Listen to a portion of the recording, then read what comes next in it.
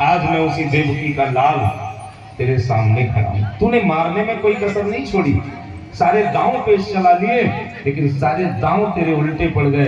आज देवकी का लाल तेरे बाल पकड़कर तुझे मारने आया है। तुझ में हिम्मत है तो हमसे लड़, हमसे युद्ध कर। कंस की हालत खराब हो गई। अब सब हो रहे हैं कंस को, देवता जय जयकार कर रहे हैं, गोविंद इस पापी का अंत करिए, प्रभु अंत करिए। भगवान ने पूरे विश्व का भार लिया उसके ऊपर और एक मुक्का मारा। मुक्का मारते ही कंस मर गया। और कृष्ण कन्हैया लाल की जय। मार दिया कंस को, केस पकड़ करके उसको घसीट दिया। देवता जय जयकार करते हैं, पापी कंस का अंत हो गया। और जितने कंस के परिवार के थे वो रो रहे हैं। दो रानी है कंस की, अस्थि और प्राप्ति, दोनों रुदन करने लगी। दोनों को भगवान ने सांत्वना दी। कंस की रानी है ना अस्थि प्राप्ति, और कृष्ण की मामी है माई। दोनों को समझाया। एक कंस एक मुक्का में मर गया, दूसरा नहीं देना पड़ा। क्यों? क्योंकि कंस इतना पापी था। इसके पाप से इसका नाम कंस है। कंस का अर्थ होता है कस। कस हिंसायाम धातु से कंस शब्द उत्पन्न है, जो हमेशा हिंसा करे, पाप करे। इसने अपने बाप को जेल में डाल दिया था। उग्रसेन को जेल में डाला कंस ने, बाप को। अपने भांजों को मार दिया। हाँ, भांजों को भी तो मारा इसने। देवकी के 6 पुत्र 6 संतान मार दिया। बहन बहनोई को जेल में डाल दिया। इससे बड़ा कोई पापी होगा तो कोई किसी को नहीं मारता। एक संत लिखता है, राम न मारे काहू को ऐसे नीके राम, और आप ही पे मर जाओगे कर कर खोटे काम। मनुष्य का पाप ही मनुष्य को कमजोर कर देता है। पाप कर्म जब ज्यादा होता है तो कंस मर गया। आज भगवान ने नाना उग्रसेन को जेल से निकाला, कंस की अंत्येष्टि क्रिया कराई और मथुरा का राजा उग्रसेन को बनाया। कंस का ये नियम नहीं है, ये नीति नहीं है कि मैं किसी का राज्य लूं। मेरे प्रभु राम की भी यही नीति रही है। लंका का रावण राजा था, उसे मार कर चाहते तो लंका के राजा बन जाते। और कहा भी लंका वासियों ने कि प्रभु आप इस राज्य को स्वीकार करिए।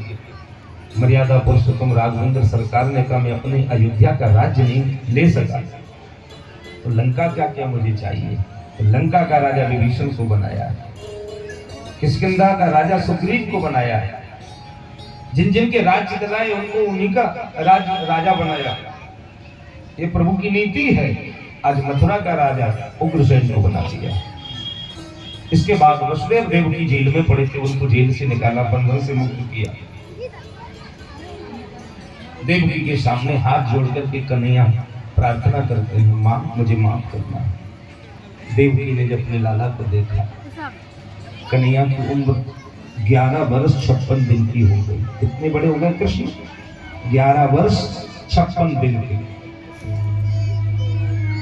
बचपन से बिछुड़ करके आज मिले हैं कृष्ण। देवकी का हृदय भर आया, आंखों में आंसू आ गए, वात्सल्य उमड़ पड़ा। अपने लाला को हृदय से लगा लिया, बेटा मैं कितनी दुर्भागिनी हूं, तुझे एक दिन भी अपने साथ न सुला सकी। देवकी रोने लगी तो कन्हैया ने देवकी को शांत किया, मां रो मत, दुर्भाग्य आपका नहीं मेरा है। मैं तुम्हारा बेटा हुआ, अगर मैं तुम्हारा पुत्र न बनता तो तुम्हें जेल में नहीं रहना पड़ता। मेरे कारण तुम दोनों को जेल में रहना पड़ा, इसलिए दुर्भाग्य तुम्हारा नहीं मेरा है।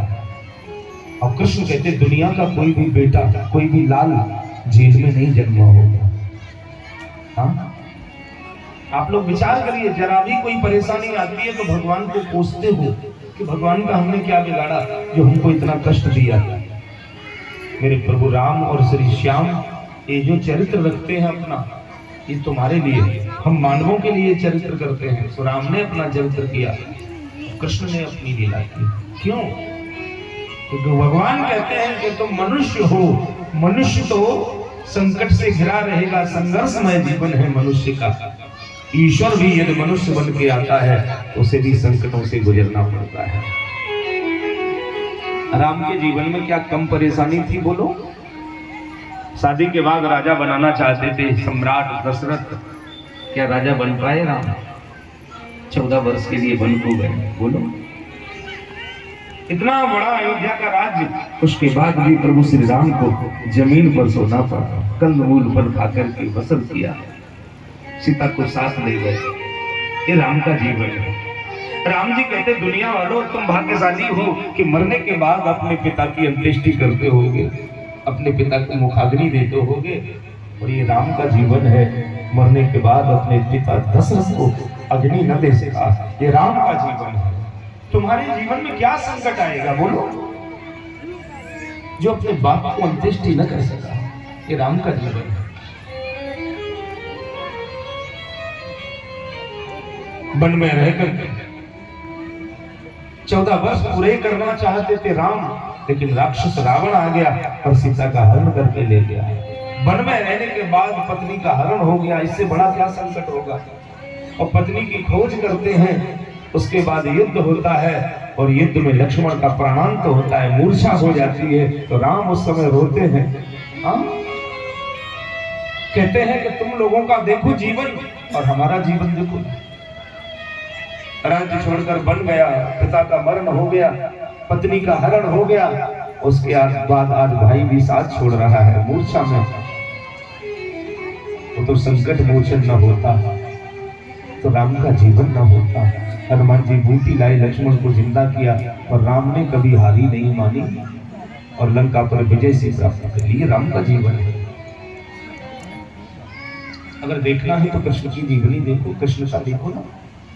हम सब भाग्यशाली हैं कि हम बच्चे का जन्म होता है तो जच्चा घर में होती है या हॉस्पिटल में जच्चा खाता है। कोई ऐसी जच्चा है दुनिया की कि बच्चे को जन्म देते समय जेल में हो? वो पहली एक जच्चा थी देवकी जो अपने बच्चे को जन्म जेल में दे रही है। इसके बराबर दुर्भाग्य किसका हो? ये है जेल। माता पिता दोनों जेल में पड़े हैं। आज का नहीं है, रो मत मां, जीवन संघर्षमय है, संघर्ष करना पड़ता है। जन्म हो गया मथुरा में, रात को चुपके से गोकुल छोड़ के आ गए पिताजी, माँ का दूध न पी सके। कृष्ण, हर बालक भाग्यशाली अपनी माँ का दूध पीता है, लेकिन कन्हैया को माँ का दूध नहीं मिला। जन्म हुआ देवकी के यहाँ, पालन किया यशोदा का। और कृष्ण कह रहे हैं इतना ही नहीं, मेरी उम्र 6 दिन की हुई थी कि पापनी पूतना जहर पिलाने आ गई, दूध नहीं मिला, जहर पीना पड़ा।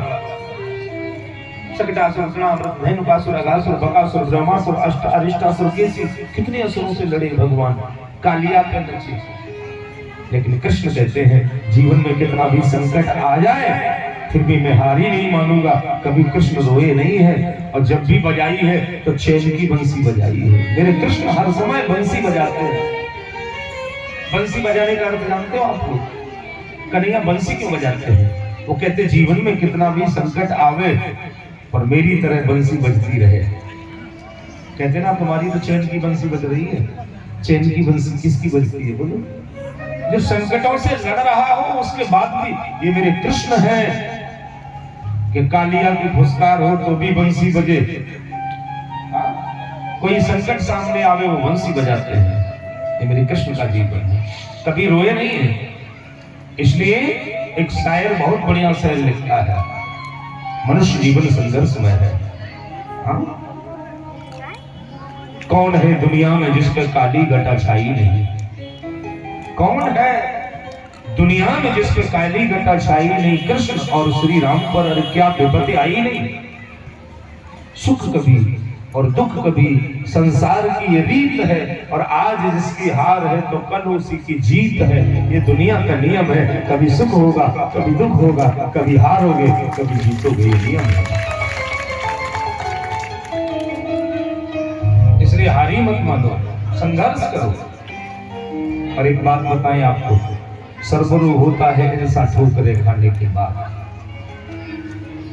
सरबरू होता है इंसान ठोकरें खाने के बाद, और रंग लाती है हिना पत्थर पे पिस जाने के बाद। मेहंदी जितनी रगड़ी जाएगी उतना ही रंग लाएगी, इंसान जितना रगड़ा जाएगा, संकटों से गुजरेगा, उतना ही उसमें निखार आएगा। इसलिए जीवन में संकट आना बहुत जरूरी है, आना चाहिए संकट। और जब भी संकट आए तो समझो ठाकुर जी कृपा कर रहे हैं।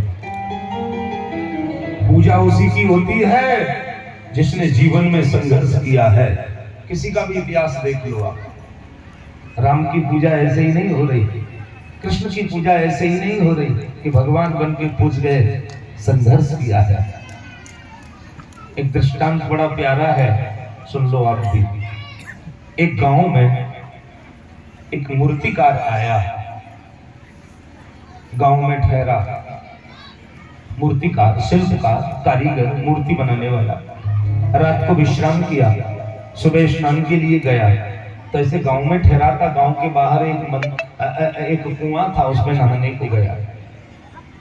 कुएं पर उसने नहाया और नहा करके उसने थोड़ा सा ध्यान किया, पूजा के लिए बैठा। उसके मन में आया कि यह गांव बहुत बढ़िया है, कुआं भी बहुत बढ़िया है, पर इस गांव में कोई मंदिर नहीं है। तो उसके मन में आया क्यों ना मैं कोई मूर्ति बना के यहाँ तैयार कर दूं। तो सामने एक पत्थर दिखाई दिया उसको, ध्यान से सुनना आप लोग, पत्थर दिखाई दिया। उसने उसको पत्थर को उठाया और अपने झोली से छेनी और हथौड़ी निकाली। उसने उस पत्थर को तराशना, छांटना शुरू किया तो पत्थर रोने लगा, पत्थर के आंसू निकले। उसने पूछा भैया काय को रोता है? पत्थर ने जवाब दिया भैया मुझे छांटोगे, काटोगे तो मेरे दर्द होगा, इसलिए मुझे दर्द मत दो। कारीगर ने पत्थर उठा के रख दिया, छोड़ दिया, नहीं काटूंगा। दूर देखा तो एक और पत्थर पड़ा था। उसने तो कोई बात नहीं, तुझे नहीं, दूसरे को से दूसरा पत्थर उठाया, उसने छेनी हथौड़ी से उसको तराशा, काटा, छांटा, पत्थर में कोई प्रतिक्रिया नहीं हुई। और छांटते छांटते, काटते काटते उसने आकृति बनाना शुरू की, मूर्ति में आकार बनाया। उसने 8 भुजाएं बनाई, 2 पांव बनाए, सुंदर मुख बनाया, दुर्गा की मूर्ति बना के तैयार की, अष्टभुजी दुर्गा। उसने एक चबूतरी थी कुएं के पास में, वहां उसको रख दिया। अब कोई आएगा तो कम से कम दुर्गा जी की पूजा करेगा या ध्यान करेगा बैठ के। ये मूर्ति रख करके वो चला गया। कुएं पर कोई गांव वाले आए पानी भरने, उन्होंने देखा मूर्ति बहुत बढ़िया है, बड़ी सुंदर मूर्ति है। उसने गांव में कही भैया मूर्ति रखी अपने कुएं के पास। गांव वाले इकट्ठे हो गए, मूर्ति बहुत बढ़िया है, कौन रख गया? वो कारीगर तो चला गया। सबने कहा मूर्ति बढ़िया है, गांव में मंदिर नहीं है, एक काम करते मंदिर बनवा के प्रतिष्ठा करा दे। तो गांव वालों ने चंदा किया, एक मंदिर बनवा के तैयार कर दिया। पंडित जी को बुलाया, प्रतिष्ठा करा दी और दुर्गा की मूर्ति उसमें विराजमान हो गई, बढ़िया मंदिर बन गया। अब तो सब पूजा करने लगे, मेला भरने लगा, अड़ोस पड़ोस के गांव वाले दर्शन के लिए आने लगे। जैसे आपका गांव मदनपुरा, स्योड़ा, कनावर, सब क्षेत्र के लोग आने लगे, मेला लगने लगा। अब देवी जी की मेले में जो भी आता है तो देवी मैया को माला लाता है ना, मिठाई लाता है, भोग लाता है, भोग लगवा। एक पुजारी रख दिया मंदिर में पूजा के लिए, पुजारी रह रहे। अच्छा, देवी जी के मंदिर में तुम जो भी प्रसाद लाओ, माला लाओ, चुन्नी लाओ और नारियल जरूर ले जाते हैं देवी की भेंट को। तो नारियल लाता है, जो भी भक्त आता है नारियल लाता है, आके मंदिर में पुजारी को भोग देता है। पुजारी भोग लगाता है, माला पहनाता है और नारियल लेकर के फोड़ना चाहता है नारियल। तो पुजारी डांट देता है, खबरदार ये नारियल मंदिर में मत फोड़ो। क्यों? बोले टाइल टूट जाएगी, टाइल टूट जाएगी। तो पुजारी कहता है बाहर पर जाओ, बाहर पत्थर पड़ा है, उस पर जाके नारियल फोड़ो और ला करके माँ का भोग लगाओ। लोग जाते बाहर पड़े पत्थर पर नारियल तोड़ते हैं और अंदर वाले पत्थर पे आके मूर्ति का भोग लगाते हैं। बस इतना दृष्टांत। आप लोग समझ गए कुछ कि नहीं? कुछ समझ पाए? नहीं समझ पाए? मैं समझाऊं। अंदर वो पत्थर है जो रोया नहीं था, कटता रहा, छटता रहा, घिसता रहा, उसकी मूर्ति बन गई। तो उसका माला पहनाकर भोग लग रहा है। और बाहर जो पत्थर था वो रोया था, उस पर जीवन भर नारियल फूटे। बाहर रोने वाला पत्थर पड़ा था, अंदर नहीं रोया, वो पत्थर था। दोनों में अंतर हो गया। जो थोड़े से कष्ट में घबरा कर रोता है, जीवन भर उसके ऊपर नारियल फूटते हैं कष्ट के, और जो कष्ट सह लेता है उसी की पूजा होती है, वही मूर्ति बनकर के पूजता है। इसलिए जीवन में कष्ट सहो और मुस्कुराते रहो, कभी रो मत, ठाकुर जी का ध्यान करें। एक बात और आपसे निवेदन करें,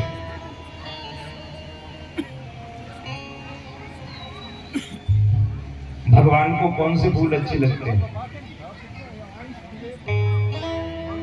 भगवान को फूल माला चढ़ाते हो, फूल पहनाते हो ना, ये फूल मालाएं चढ़ाई जा रही हैं ठाकुर जी को, पहनाई जा रही है हम सबको। क्यों सर, क्यों पंडित जी ये माला पहनाई जा रही है, अच्छी लग रही है सबको? ये फूल अच्छे क्यों लग रहे हैं आपको? ये फूल अच्छे क्यों लग रहे हैं? क्योंकि खिले हुए हैं। अच्छा 2 दिन पुराने फूल मुरझा जाएं और आपको पहनावे तो कैसे लगेंगे? कैसे लगेंगे बोलो?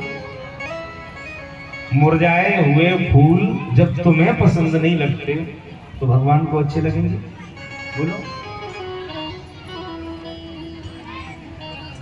मैं कौन से फूलों की बात कर रहा हूं?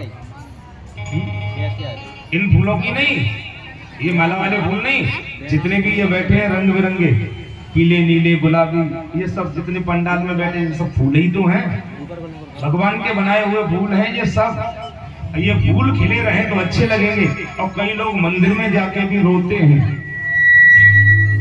मंदिर में जाके रोते हैं भगवान के सामने, तो भगवान कहते हैं कि तेरा मुरझाया हुआ चेहरा, रोया हुआ चेहरा मुझे बिल्कुल पसंद नहीं है। तो भगवान के सामने जाओ तो मुस्कुरा के, और मुस्कुरा के जाओगे तो भगवान स्वीकार कर लेंगे, क्योंकि खिला हुआ चेहरा भगवान को पसंद है, मुरझाया हुआ रोता चेहरा भगवान पसंद नहीं करते। इसलिए भगवान के सामने कभी मत रो, नोट करो, ये रोना धोना बंद कर दो। तुम भगवान के सामने जब देखो रो, किसी को आदत पड़ जाती है रोने की, या कुछ नहीं मिलेगा, घर से लाया करो। मुरझाया हुआ चेहरा अच्छा नहीं लगता, इसलिए एक गाना याद आ गया, आप लोग कहें तो गा दूं? गा दूं? वो सचिन गाना तो फिल्म का है, बुरा न मानो होली है, थोड़े दिन बाद होली आ रही, फिल्म का गाना है, याद आ गया, कहो तो गा दूं? क्यों भाई गा दूं? ये मत कहना कि पंडित जी फिल्म गा रहे हैं, गा रहा हूं इसलिए कि भाई फिल्म का सही, लेकिन अगर अच्छा है तो गाने में कोई बुराई नहीं है। न मुंह छुपा के जियो,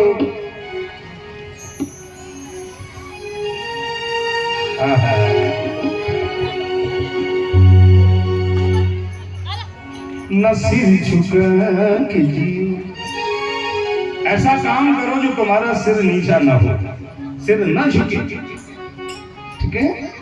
और ऐसा कभी मौका ना आवे कि रो, मुंह छुपाना पड़े ना। न मुंह छुपा के जियो, न सिर झुका के जियो, न मुंह छुपा के जियो और न सिर झुका के जियो, न मुंह छुपा के जियो और न सर झुका के जियो, न मुंह छुपा के जियो, न सर झुका के जियो।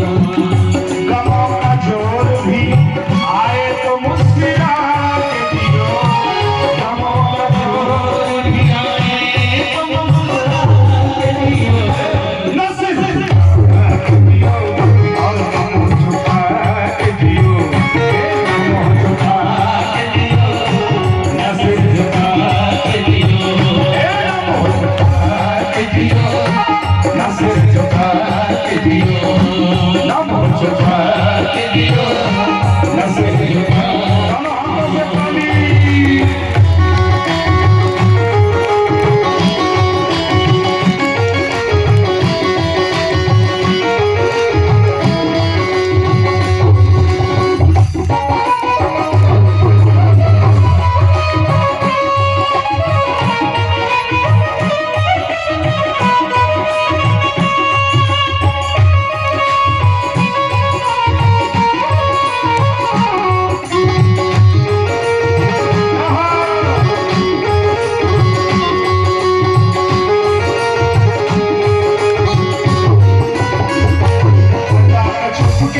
सितारे फन नहीं होते,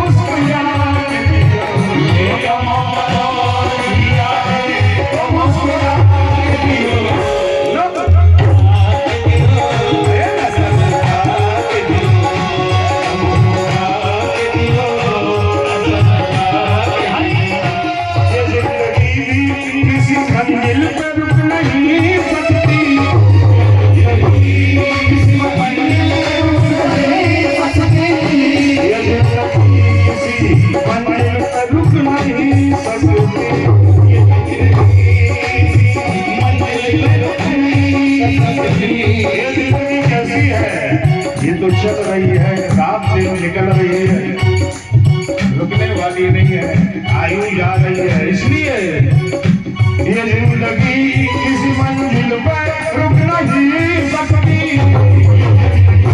किसी मंजिल पर रुक नहीं सकती। हर एक मुकाम से, हर एक मुकाम से आगे कदम बढ़ा के जियो, आगे जियो,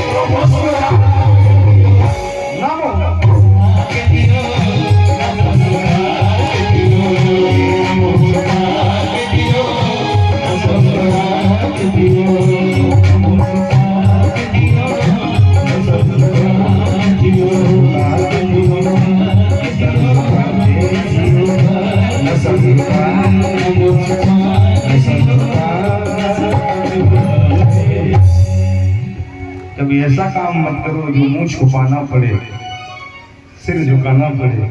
अरे हमों का दौर आए तो मुस्कुरा दीजिए। ये होना चाहिए जीवन में। आज मेरे कन्हैया मुस्कुरा कर कहते हैं, माँ गम न करो, मैं तुम्हारा लालू हूँ, तुम्हारे पास हूँ, कहीं नहीं जाऊंगा। देवकी वसुदेव को बंधन से मुक्त करके दोनों भैया ग्वाल वालों से नंद बाबा से विदा लेते हैं। अब आप लोग पधारो ब्रज में, मेरी माँ जसोदा से प्रणाम गई हूँ, अब मैं कुछ समय माँ देवकी और वसुदेव के पास रहूंगा। विदा करके किया, नंद बाबा ग्वालों को लेकर ब्रज में पधारे और कृष्ण बलराम मथुरा वसुदेव के पास रहे। आज वसुदेव ने सोचा कि मेरी लाला का मुंडन होना चाहिए। पहली बार कृष्ण का मुंडन हुआ। अभी तक बाल नहीं बने, 12 वर्ष के हो गए, बचपन से अभी तक बाल नहीं बने। क्यों? भगवान ने 3 काम नहीं किए, नोट कर लो। भगवान ने वृंदावन में 3 काम नहीं किए जो बाद में किए। पहला, कभी भी भगवान ने वृंदावन में जूते चप्पल नहीं पहने, जूते चप्पल, नंगे पांव रहे। इसलिए तो ब्रज का महत्व ज्यादा है कि ब्रह्म नंगे पांव घूमा। द्वारका में जाकर के तो चरण पादुका भी सोने की, पर वृंदावन में जूते चप्पल नहीं पहने। पहला। दूसरा, छिले हुए कपड़े नहीं पहने। हाँ। तीसरा, भगवान ने सोने चांदी का कोई मुकुट नहीं बांधा, जब भी लगाते मोर पंख, मोर मुकुट। और चौथा काम एक और, कौन सा? तो भगवान जब तक वृंदावन में रहे तब तक बाल नहीं बनवाए। आज पहली बार मुंडन हुआ। क्यों? भगवान ने संकल्प लिया था, जब तक बाल पकड़ने वाले, केस पकड़ने वाले कंस का अंत नहीं कर दूंगा तब तक मुंडन नहीं कराऊंगा। आज भगवान ने कंस को मार दिया तो अपने बाल कटवा दिए, मुंडन करवा दिए। अब हर पिता का यही दायित्व होता है कि अपनी संतान को पढ़ावे लिखावे।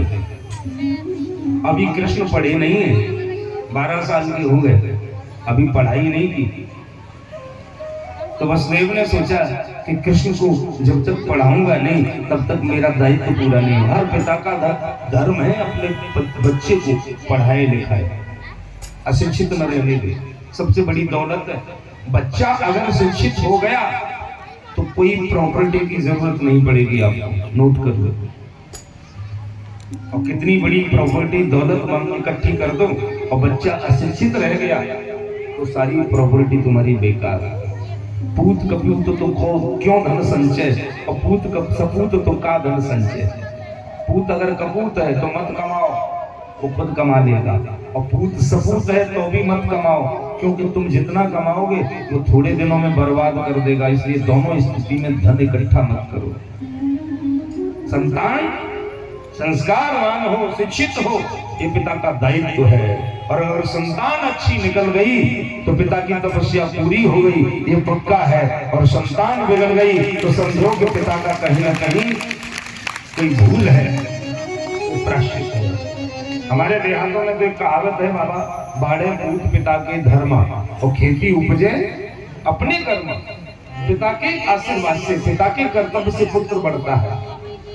इसलिए ठाकुर कृपा करे, सब पर बांके बिहारी कृपा करे, संतान अच्छी बने, शिक्षित बने।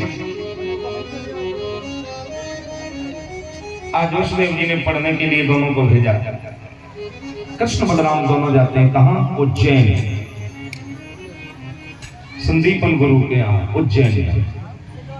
64 दिन रात में विद्या दिन करके प्रभु अहोरात्रि चतुष्कट्या संयतो तावती कला। सुखदेव बाबा कह रहे 64 दिन रात में समस्त विद्याएं सीख गए। सुदामा जी से वहां मित्रता हो गई कृष्ण की। और उसके बाद भगवान मथुरा में आए और मथुरा में आकर के कुब्जा को कृतार्थ किया।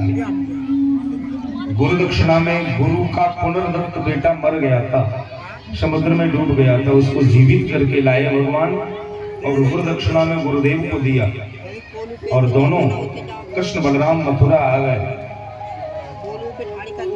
एक दिन उद्धव जी को ब्रज में भेजा, वृंदावन भेजा उद्धव को, गोपियों को ज्ञान देने के लिए। उद्धव जी कौन है? उद्धव कृष्ण के परम मित्र हैं, परम सखा हैं, गुरु बृहस्पति के चेला हैं, वृष्ण वंश में जन्म लेने वाले उद्धव जी कृष्ण के मित्र हैं। सुखदेव भगवान कह रहे हैं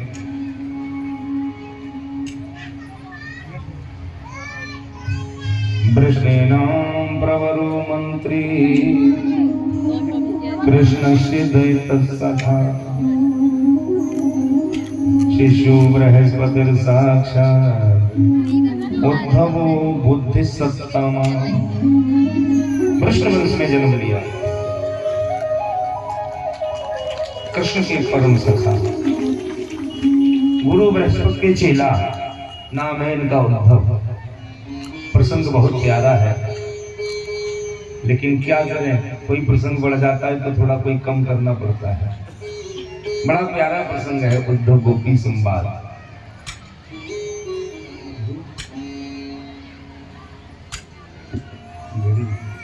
राधे राधे बोल देंगे तो चलो सार सार लेके बोलूंगा। उद्धव के परम सखा है, उद्धव कृष्ण के परम सखा है। सखा का अर्थ एक दिन मैंने बताया भी था, सही खाएती इति सखा, सही खादती इति सखा। तो संग संग खाए या समान ख्याति वाला